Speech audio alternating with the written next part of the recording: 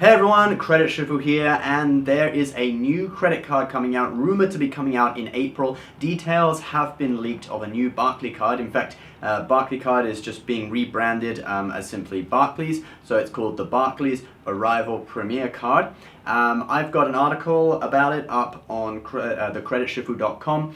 You guys can check that out, but I'm going to give you a rundown of the benefits and all the terms of this new card, well, rumored benefits right here. So there's actually been a screenshot leaked of the application that comes also with all the terms and conditions. So there's a lot of information about this. First of all, it's a tier 3 card in my Credit Shifu's tier system. 3 out of 5, 5 being the top invitation-only cards, tier 4 being the $450 annual fee cards. So this is tier 3, it's just below that. It has an annual fee apparently of $150 and it earns points. Those are my requirements for tier fee cards, annual fee plus points, point earning. So let's have a look. There are no foreign transaction fees, like I just said. The annual fee is $150. You get a global entry credit with this card, and that's worth $100. So that'll take your first year annual fee down to $50, and that's before we subtract points from bonuses and stuff like that. It earns 2 points on everything, on all purchases. That's the same as the Barclaycard Arrival Plus. Now, at the moment, there are no details on a sign-up bonus, but there is a spending bonus. So, and this is every year. This is not just the first year, it's every year you can get this. So if you spend $15,000, you'll get an additional 15,000 bonus points. And if you spend another $10,000 on top of that in a year, you'll get an additional 10,000 points. So that's 25,000 extra points up for grabs every year. I'm suspecting this may be instead of a sign-up bonus, because if you had a sign-up bonus plus this, you're talking about giving away, 75,000 points. And on a $150 annual fee card, I don't think that's going to be happening. So, I'm guessing this is instead of a sign-up bonus. Maybe, they're testing out this as a new kind of bonus. It would probably encourage people to, keep the card as a keeper card, as a daily spending card, because you've got to actually do quite a lot of spending to get that bonus, although you have a year's time to do it. And the card is apparently going to be available in April. There are some travel benefits as well. So you've got chip and pin with this card, which makes it good for international use. Pretty much all of Europe now, they use PIN numbers, so it can be a little bit annoying. Like, for example, if you want to use a vending machine that accepts credit cards or a self-checkout that accepts credit cards, you can't do that without a PIN number. I did find a little hack for it though, to use Apple Pay. That often works. If those machines accept Apple Pay, then you don't need a PIN, you can just swipe your Apple Pay. But anyway, this card comes with chip and PIN for use, very useful in Europe. You also get lounge access through Lounge Key, which is a benefit through Mastercard. So you don't get sent an additional card like you do with Priority Pass. You actually just sign up for Lounge Key through your card, the website or whatever, and your Mastercard actually serves as the access card for these lounges.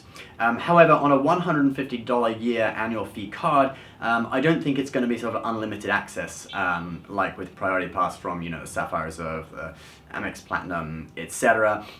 I'm guessing something more like the old Amex Surpass card, which is now the Amex Ascend card, which is, it used to be that you got Priority Pass access, but you had to pay each time. Now they give you 10 free passes a year, so you get 10 free visits a year, and then you have to pay after that. And I'm guessing this will be something like that too, because it does say in the terms and conditions fees apply. So, you get Lounge Key, but maybe it'll be a limited number of passes, or you'll have to pay a small fee each time. Now, the big thing about this card that sort of sets it apart from other, Barclaycard cards, and this is why people are getting quite excited about it, is that they're rumored to be adding transfer partners. Now, this is really big because Barclaycard before hasn't had a card with transferable points and a long list of transfer partners like Chase and Amex and SVG have, okay?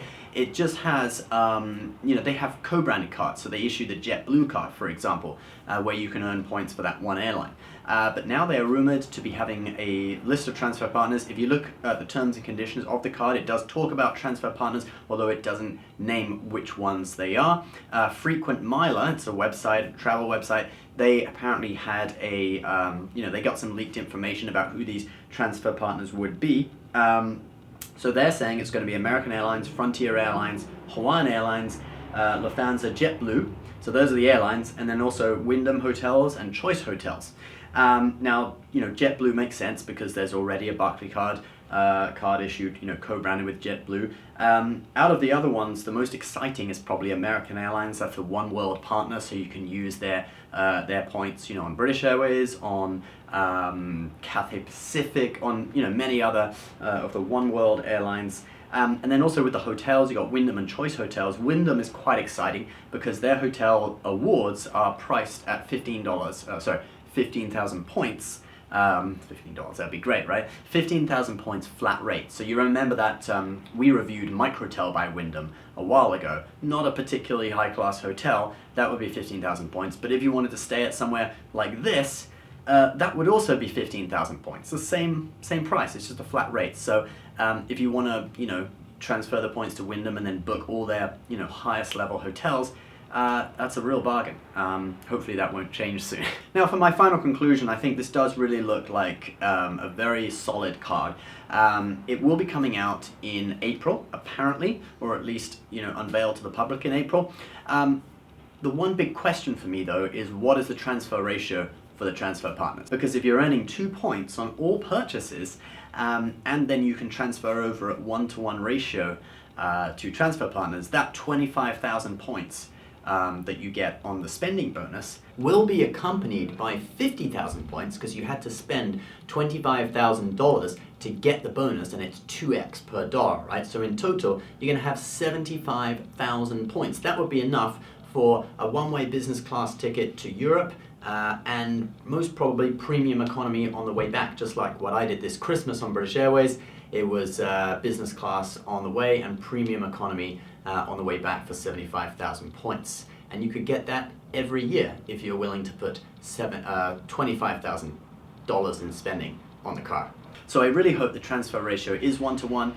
Chase's transfer ratios with UR points to their partners are 1-to-1, although it's not always guaranteed. American Express, Starwood have had different transfer ratios. Sometimes with American Express, the transfer ratio hasn't been that good. So it remains to be seen.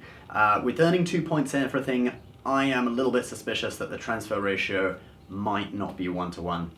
Who knows? But we will see. So fingers crossed, and if it is 1-to-1, I will seriously consider getting this card. It looks great. Alright guys, leave your thoughts below. Let me know what you think about this card. Maybe you have the original Barclays Arrival Plus. Let me know how that card's been for you. As always, please subscribe for new credit card videos almost every day, and we will see you next time. Bye bye.